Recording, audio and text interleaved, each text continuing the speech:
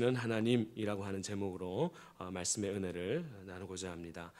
오늘 말씀 우리가 너무 잘 아는 말씀이죠. 여자 사사 드보라가 나타나 있는 본문입니다. 4절에 보니까 이 드보라는 남편이 있었습니다. 랍비도시라고 하는 남편을 둔 가정이 있는 주부였습니다.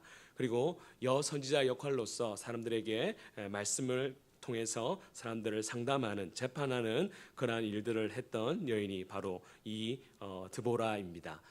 드보라 이름 뜻이 뭔가 할 때 꿀벌이라고 하는, 영어로는 허니라고 하는 그러한 아주 굉장히 여성적인 여자이지만 아주 여성성이 강한 그러한 여인이 바로 이 드보라라고 할 수 있습니다. 그런데 하나님께서 이 여인을 네 번째 사사 온니엘과 에훗과 삼갈 이후에 네 번째 사사로 세우셔서 이스라엘을 구원해내는 그런 역할을 감당케 하셨습니다. 지금 이 당시 이스라엘 상황은 우리가 잘 알듯이 삼갈이 죽고 난 이후에 이스라엘 백성들이 여호와 하나님 앞에서 또 죄를 범하기 시작을 했습니다. 그러니까 하나님께서 그 죄를 범하고 있는 그 이스라엘 백성들을 사랑하는 마음에 그들을 징계하시기 시작하셨죠. 그 도구로서 오늘 본문에 보면 가나안의 하솔이라고 하는 그 지역의 왕인 야빈을 바로 이 이스라엘 나라를 괴롭히는, 그래서 정신 차리게 만드는 채찍으로 하나님께서 사용을 하셨습니다. 그런데 오늘 본문 말씀을 보면 이 야빈 왕에게는 굉장한 무기가 있었습니다. 철병거 900대, 오늘날로 말하자면 이제 탱크, 장갑차와 같은 굉장히 무시무시한 그러한 무기가 이제 그에게 있었다고 하는 거죠. 그러니까 이스라엘의 입장에서는 도저히 엄두를 내지 못하는 만큼 힘이 막강한 그러한 전력을 가지고 있었습니다. 그러니까 20년이 넘도록 그들이 지배를 받으면서 괴롭힘을 당하고 있었습니다. 그런데 사세기를 잘 알듯이 이스라엘 백성들이 괴롭힘을 당하다가 그들의 잘못을 깨닫고 하나님께서 용서를 구하면 하나님께서 어떻게 하시죠? 사사를 세우셔가지고 그 이스라엘을 구원해 내시는데, 바로 오늘 본문에서는 드보라라고 하는 여자 사사를 하나님께서 들어서 바로 이 이스라엘을 구원해 내는 그러한 역할을 감당하게 하셨습니다. 그런데 오늘 본문 이 사사기 4장을 보면 굉장히 독특한 점이 있습니다. 두 여인이 나라를 지킨다라고 하는 거죠. 두 여인, 한 여인이 전쟁을 열고 한 여인이 전쟁을 닫는 그러한 역할을 합니다. 오늘 본문에서 등장하는 드보라가 전쟁의 문을 열고 야엘이라고 하는 한 여인이 전쟁의 문을 닫는 그러한 역할을 감당을 하고 있습니다. 그런데 오늘 본문을 자세히 보면 이 여인뿐만이 아니라 두 여인이 등장하지만 또 중요한 두 남자가 이제 등장을 합니다. 바로 이스라엘의 군대 장관이라고 할 수 있는 바락, 뭐라고요? 바락이라고 한 사람과 그 가나안 왕 야빈을 쫓아다녔던 군대 장관인 시스라, 누구냐고요? 시스라라고 하는 이 군대 장관, 그러니까 두 여인 두 남자가 등장을 한 거죠. 드보라와 야엘이라고 하는 두 여인과 또한 바락과 시스라라고 하는 이 두 나라의 군대 장관이 등장을 합니다. 6절을 보니까 드보라가 하나님의 말씀을 받고 이스라엘 군대 장관이 바락에게 명령을 내립니다. 납달리와 스불론 자손 10,000명을 불러가지고 저기 무깃도 지역에서 가장 높은 산인 다볼산에 모이라, 그렇게 명령을 합니다. 그리고 자기 자신은 그 야빈의 군대를 기송강까지 유인할 테니까 우리가 함께 힘을 합쳐서 한번 전쟁을 한번 이겨보자라고 그렇게 제안을 합니다. 그런데 오늘 말씀을 보면 바락은 그 여인의 말에 대해서 순종하지 않습니다. 왜 순종하지 않았겠습니까? 살림하던 여자였고 상담하던 여자가 그렇게 전쟁에 나가서 함께 나가자 그러니까 믿을 수가 없었죠. 그러니까 백전노장이었던 이 바락의 입장에서는 저 적군에게는 철병거 900대가 있는데 이 상담이나 하고 살림이나 했던 이 여자의 말을 들었다가 전쟁에 나가면 어떻게 들을 거라 생각했겠습니까? 이거는 100% 죽는 거다, 그렇게 생각을 했던 겁니다. 그런데 자기도 자존심이 있었던 것 같아요. 그래서 나 무서워서 못 나가겠다, 이제 그렇게 말하진 않고 역으로 이렇게 제안을 합니다. 당신 드보라가 나와 함께 가면 내가 나가겠습니다. 그렇게 역으로 제안을 합니다. 이 말은 나가고 싶다는 겁니까? 안 나가고 싶다는 겁니까? 안 나가고 싶다는 거죠. 여자가 나가겠나? 그런 마음을 했습니다. 그런데 이 드보라가 어떻게 하죠? 9절 말씀해 보니까 내가 반드시 당신과 함께 할 것이다, 그렇게 말합니다. 그러니까 이 바락의 입장에서는 안 나갈 수 없는 그러한 상황이 된 겁니다. 그런데 9절 말씀을 보면 이렇게 말합니다. 이 드보라가 이렇게 말하죠. 그러나 네가 이번에 가는 길에서는 영광을 얻지 못하리니 이는 여호와께서 시스라를 여인의 손에 파실 것임이라. 그렇게 말합니다. 그러니까 이거죠. 드보라가 나가자 했을 때 나갔으면 영광을 얻었을까요? 못 얻었을까요? 얻었을 겁니다. 그런데 여인에 대한 편견 때문에, 또한 전쟁에 대한 두려움 때문에 그가 순종을 즉각적으로 하지 못했기 때문에 결국에 영광을 어떻게 되나요? 자기가 얻지 못하고 여인에게 빼앗겨 버리더라고 하는 거죠. 바락의 이름이 또 뜻이 무엇인가 하면 번개입니다. 번개.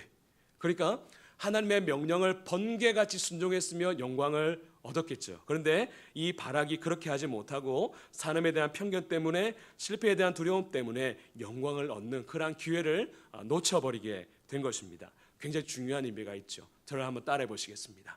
순종에도 때가 있다. 예, 순종도 다 때가 있다는 겁니다. 순종해야 될 때 순종하지 않고 후회하고 뒤늦게 순종하면 물론 순종 안 하는 것보다 낫습니다. 그런데 뒤늦게 때가 지난 후에 순종하면 그 순종에 뭐가 없다는 거죠? 상이 없고 유익이 없고 영광이 없다라고 하는 거. 그래서 오늘 말씀 우리에게 말씀하시는 하나의 주제가 무엇인가 하면 따라해 보시겠습니다. 번개같이 순종하자. 번개같이 순종하는 겁니다. 바락이 그렇게 하지 못했기 때문에 열심히 전쟁에 나가 싸웠지만 자기의 영광을 누리지 못했던 그러한 실수를 범하게 되었던 거죠. 그런데 어쨌든 바락이 이제 스불론과 납달리 지파 10,000명을 쫙 모아가지고 다볼산으로 쭉 올라갑니다. 그러니까 그 모습을 보고 있었던 가나안의 군대 장관 시스라가 요놈들 봐라. 지금 다볼산으로 쭉 모이고 있네. 우리가 철병거 구벅대를 가지고 그 다볼산을 에워싸서 쭉 올라가면 어떻게 되는 거죠? 이길 수 있겠다. 그런 생각을 하고 쭉 기송강으로 모이면서 포위를 쭉 하게 됩니다. 이때 드보라가 가나안 군대가 기송강에 딱 모이는 것을 보고 14절에 이렇게 명령하지요. 14절에 이렇게 명령합니다. 일어나라. 이는 여호와께서 시스라를 내 손에 넘겨주신 날이라. 여호와께서 너의 뭐라고요? 앞서 나가지 아니하시느냐. 그렇게 말하면서 바락과 그 군사 10,000명이 그 다볼산에서 쭉 내려오는 겁니다. 내려오면서 전쟁을 땡땡땡 하면서 물리치는 그러한 이제 역사가 일어나게 되는 것입니다. 여러분, 근데 하나 의문점이 있죠. 그들은 철이 쇠로 된 칼도 아니었고 청동기로 된 그런 칼이었습니다. 그런데 어떻게 그 철병거 900대나 되는 그러한 군대를 이길 수 있었을까라고 하는 그러한 생각이 들 수 있습니다. 그 힌트가 이제 5장에 넘어가면 있습니다. 5장 4절에 이렇게 말씀합니다. 5장 4절 후반절에 이렇게 말합니다. 하늘이 물을 내리고 구름도 뭘 내렸다 말하고 있죠. 물을 내렸나이다. 그러니까 하늘에서 뭐가 온 것입니까? 비가 온 것입니다. 그리고 21절을 보실까요? 5장 27절 기손강은 그 무리를 뭐 했다 말하고 있죠? 표류시켰으니, 표류가 뭡니까? 둥둥둥 떠내려가는 게 표류지 않습니까? 그러니까 그 드보라의 말에 의해서 바락이 군대를 쭉 이끌고 내려오니까, 다볼산에 쭉 내려오니까 그때 하늘에서 뭐가 내린 겁니까? 비가 쭉 내리면서 기송강이 넘어가는 겁니다. 넘치는 거죠. 넘치니까 땅이 뭐가 되겠습니까? 진흙, 뻘밭이 되니까 그 철병거가 어쩔 수밖에 없는 겁니까? 갈 수가 없는, 오도 가도 못하는 그러한 상황이 되니까 그때 하나님께서 바로 이 이스라엘 백성들에게 그 물칠 수 있는 그러한 힘을 허락해 주셨다라고 하는 겁니다. 누가 이기게 하신 거죠? 그렇죠. 하나님께서 하신 거죠. 하나님께서 비를 통해서 그 철병거가 꼼짝도 못하게 만드니까 어쩔 수 없이 이스라엘 백성들이 물리쳐 이길 수 있도록 하나님께서 그렇게 하셨다라고 하는 거죠. 이렇게 생각지도 않은 패배를 당한 이 군대 장관 시스라가 걸음아 날 살려라 하면서 도망을 가게 됩니다. 그 집이 어딘가 17절에 보니까 헤벨의 아내 야벨의 장막으로 도망을 갑니다. 그런데 이 하솔이라고 하는 나라와 이 야빈의 집은 약속을 맺었습니다. 우리 서로 잘 지내자, 평소에 잘 지내자라고 하는 그런 화평을 맺은 그런 관계였기 때문에 안심하고 그 집을 찾아간 겁니다. 그런데 마침 그 여인이 있었는데 야엘이라고 하는 여인이 기다렸다는 듯이 어서 오십시오. 그렇게 받아가지고 이 시스라를 이불 속으로 쭉 감춥니다. 아무래도 전쟁 가운데 힘이 들었으니까 목이 마르니까 여보시오 물 좀 주시오 그렇게 말하니까 어떻게 뭘 줍니까? 우유를 줍니다. 배가 이제 부른 거죠. 뭐가 올까요? 잠이 옵니다. 잠이 왔을 때 이 야일이라는 여인이 말뚝을 들고 관자놀이를 박아가지고 이 남자를 죽이게 됩니다. 물론 잔인하다라고 하는 생각은 하지 마십시오. 어쨌든 이 여인을 통해서 바로 전쟁이 끝나게 되고, 바로 오늘 말씀처럼 하나님께서 여인의 손에 파실 것이다라고 하는 이 말씀이 이제 응답이 되는 그러한 일들이 일어나게 되었다라고 하는 거죠. 그렇다면 왜 야엘이 시스라를 죽였을까? 그들은 약속 맺은 평화 조약을 맺었음에도 불구하고 왜 그렇게 했을까? 보니까 그 가나안 군대를 그 이스라엘 백성들 이긴 걸 보니까 누가 힘이 있으시다는 걸 알았다는 거죠. 그렇죠. 하나님, 가나안 왕을 우리가 의지하는 것보다 하나님을 의지하는 것이 더 옳겠다. 마치 기생 라합이 하나님의 그 소문을 듣고 이스라엘 백성들을 위해서 편이 되었던 것처럼, 바로 이 여인 야엘도 우리가 가나안 왕 하솔을 섬기는 것보다 바로 하나님을 섬기는 것이 낫겠다라고 생각이 들어서 바로 이렇게 결단을 했다라고 하는 거죠. 여기서 중요한 의미가 뭐겠습니까? 남의 여자를 조심해라. 이거겠습니까? 남의 여자 믿지 마라. 혹시나 어찌 될지 모르니까. 이런 것이 아니라 하나님을 의지하고 믿기로 결단하면 하나님께서 우리가 생각지 못한 방식으로 우리의 삶을 인도해 주신다라고 하는 것, 바로 이것이 바로 우리에게 보여주시는 하나님의 뜻이다라고 하는 거죠. 그런데 오늘 이 본문 4장에서 너무나 중요한 말씀 한 구절이 하나가 있습니다. 우리 11절 말씀을 함께 읽어보시겠습니다. 4장 11절 말씀입니다. 4장 11절입니다. 모세의 장인 호밥의 자손 중 겐 사람 헤벨이 자기 족속을 떠나 게데스에 가까운 사나님 상수리 나무 곁에 이르러 장막을 쳤더라. 이때가 전쟁이 일어나기 전일까요, 후일까요? 전이죠, 그렇죠? 그 전에 그 겐 사람 헤벨의 집이 지금 어디로 온 거죠? 지금 이 장막, 전쟁이 있었던 이 근처 가까운데로 장막을 쳐서 이동을 했다는 거죠. 그러니까 목축을 하는 사람이었기 때문에 아마 풀을 쫓아서 양을 먹이기 위해서 그곳까지 딱 찾아왔습니다. 그런데 그 전쟁 가운데서 하나님께서 이 야엘의 집을 어떻게 하시나요? 사용을 하시고 이용을 하시더라는 겁니다. 그런데 하나님의 눈에는, 하나님의 계획에는 무엇이 있었을까요? 하나님께서 이 가정을 이용하실 것이다. 이스라엘로 하여금 그 가나안과의 전쟁에서 승리하도록 이 가정을 이용하실 것이다라는 것을 우리 하나님은 계획하시고 전쟁 전에 무엇 하신 거죠? 그것으로 이삭을 내서 그곳에 심어 놓으셨다라고 하는 겁니다. 저는 이것을 이렇게 말합니다. 하나님의 포석. 포석이 뭡니까? 혹시 바둑을 좋아하시는 우리 분들은 아시죠? 남들이 어떻게 둘지를 먼저 생각하고 미리 앞서 두는 돌, 우리 같아 봤을 때는 저기 왜 저기에 두지라고 생각하는 그 돌이 포석이지 않습니까? 그런데 바로 이 야엘의 집을 하나님께서 그 전쟁이 나기 전부터 그렇게 이사시켜 놓으신 그것이 하나님의 무엇이라는 겁니까? 하나님의 포석이라고 하는 겁니다. 그래서 결국에 이 가정 때문에 어쩌면 전쟁에서 완전히 승리할 수 없었던 이 이스라엘이 완전히 승리할 수 있도록 하나님께서 이 가정을 여기에 숨겨 놓으셨다라고 하는 겁니다. 아마 바락과 드보라 입장에서는 이런 생각이 들었을 거예요. 놓쳤다. 저 시스라 잡아야 되는데 저 시스라를 놓쳤다. 이거 완성되지 못했구나. 온전하게 승리하지 못했구나. 그런 마음이 딱 들었을 겁니다. 그런데 하나님께서 누구를 준비해 놓고 계셨죠? 야엘이라고 하는 그 여인을 미리 이사가게 하셔서 그들에게 그곳에 머물고 있다가 마침 시스라가 거기로 도망갔다가 거기에서 죽임을 당함을 통해서 이스라엘의 완전한 승리가 될 수 있도록 하나님께서 인도해 주셨다라고 하는 것입니다. 이걸 우리가 깨닫고 이걸 믿는다라면 여러분 올 한 해가 기대가 될까요? 힘겨울까요? 기대가 된다는 겁니다. 왜냐하면 우리 하나님은 지금도 내가 알지 못하는 상황, 내가 알지 못하는 사람을 통해서 지금 내 인생의 구비구기마다 뭘 두어 놓으셨을까요? 포석을 두고 계십니다.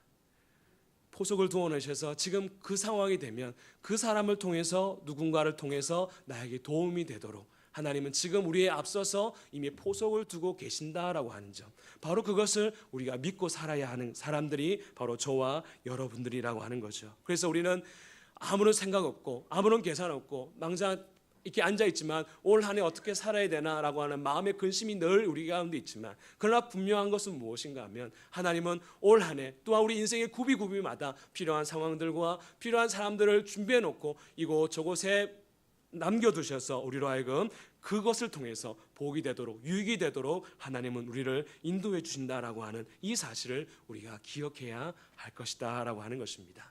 이런 시각을 가지고 있으면 이런 마음이 또 들 수 있습니다. 내 옆에 있는 사람이 누구일 수 있다는 거죠. 그렇죠. 내 옆에 있는 사람이 하나님의 포석일 수 있습니다. 하나님께서 이 사람을 통해서 나에게 도움을 주라고 심어놓은 하나님의 포석이 될 수 있다는 거죠. 또 이 시각으로 나를 보면 또 나는 내 옆에 있는 사람의 무엇이 될 수 있습니까? 나 역시도 누군가의 포석이 될 수 있는 것입니다. 그렇기 때문에 우리 이런 마음을 가지면 옆에 있는 사람이 어떻게 생각될까요? 맞습니다. 귀한 존재가 될 수밖에 없는 거죠. 한번 보십시오. 귀하신 존재입니까? 한번 우리 축복했으면 좋겠습니다. 당신은 하나님이 보내신 하나님의 포석입니다. 예, 당신은 하나님이 보내신 하나님의 포석입니다. 예, 이러한 마음입니다. 이러한 믿음, 이러한 마음이 있다라면 바로 그럴 수 있다는 거죠. 여러분, 바락과 드보라가 이렇게 될 줄 알았을까요? 몰랐을까요? 몰랐죠. 이거 끝났다, 놓쳤다, 그렇게 생각할 수 있었을 겁니다. 그러나 하나님은 이미 우리에 앞서 이 포석을 두심을 통해서 하나님께서 완전한 승리, 완전한 복이 되도록 인도해 주셨다라고 하는 겁니다. 그런데 하나님을 대적했던 시스라의 입장에서는 이 포석이 유익이었습니까? 아니었습니까? 아니었습니다. 굉장히 중요한 의미가 있죠. 우리가 하나님 말씀대로 순종하면 나중에 만날 하나님의 포석이 복이 될까요? 화가 될까요? 복이 됩니다. 우리 하나님 말씀대로 순종하며 살면. 그러나 하나님의 대적하며 살아가면 나중에 그 만나는 사람이 뭐가 될까요? 화가 될 수 있습니다. 그러니까 우리가 하루하루 매순간을 우리가 하나님 말씀 앞에서 진중하게 살아가면 하나님께서 예비해 두신 구비마다 준비해 두신 그 하나님의 사람을 통해서 때로는 우리가 실패한 것 같은데 오히려 그 사람 때문에 합력하여 선이 되도록 인도해 주시고 또한 복되게 하시는 분이 바로 우리 하나님이시다라고 하는 것입니다. 여러분, 이 믿음 가지실 수 있길 바랍니다. 내가 지금 아무것도 느껴지지 않는 것 같아도, 내 앞일이 지금 깜깜한 것 같아도 분명 하나의 사실, 우리 하나님은 저와 여러분들 앞서 일을 행하고 계신다는 것입니다. 또한 우리 원래교회를 생각하시면서 우리 원래교회가 더 앞서서 우리 하나님은 더 앞서서 그 모든 일들을 행하신다고 하는 거죠. 여러분, 이세돌 군화는 남들보다 백수 앞을 보고 돌을 둔다고 합니다. 백수 앞, 이 사람이 앞으로 100번 앞에 둘 거를 미리 보고 둔다는 거죠. 우리 하나님 이세돌보다 못하시겠습니까? 아니죠. 더 멀리 보시면서 우리를 위해서 유익되도록 인도해 주시는 분이 바로 우리 하나님이시다라고 하는 것입니다. 그래서 올 한 해 우리 이 하나님 신뢰하십시다. 때로는 순간순간마다 어려움이 찾아올 것입니다. 그러나 그것 때문에 낙심하거나 포기하지 말고 아유 실패했네, 끝났네, 그것이 아니라 그 하나님의 포석을 기대하면서 한 걸음 믿음으로 순종하며 나아갈 때 하나님께서 우리의 삶이 복되도록, 우리의 가정이 복되도록, 우리 원래교회가 복되도록 하나님께서 인도해 주실 것입니다. 이 믿음 가지고 올 한해 살아가시는 저 여러분이 다 될 수 있기를 주님의 이름으로 축복합니다. 한번 시간 우리 통성으로 기도했으면 좋겠습니다. 하나님, 올 한해 살아갈 것 어떻게 생각하면 참 막막합니다. 어떻게 살아가지? 내 건강 가지고 내 이 물질 가지고 어떻게 살아갈까 막막하지만, 그러나 분명한 진리는 무엇인가 하면 하나님은 그 사랑하는 자 내버려 두시지 아니하시고 구비구비마다 하나님의 포석을 두셔서 인도해 주실 텐데, 하나님 그러한 선한 인도하심이 있는 올 한 해가 될 수 있도록, 그래서 올 한 해 돌아봤을 때 하나님의 은혜였구나, 이분이 하나님의 은혜였고 이러한 상황이 하나님께서 포석으로 두신 은혜였구나 라고 고백하고 감사할 수 있는 그런 한 해가 될 수 있도록 인도해 주십시오 라고 하는 그러한 기도 제목으로 한번 통성으로 우리 주의 은혜를 사모하시면서 기도하시겠습니다.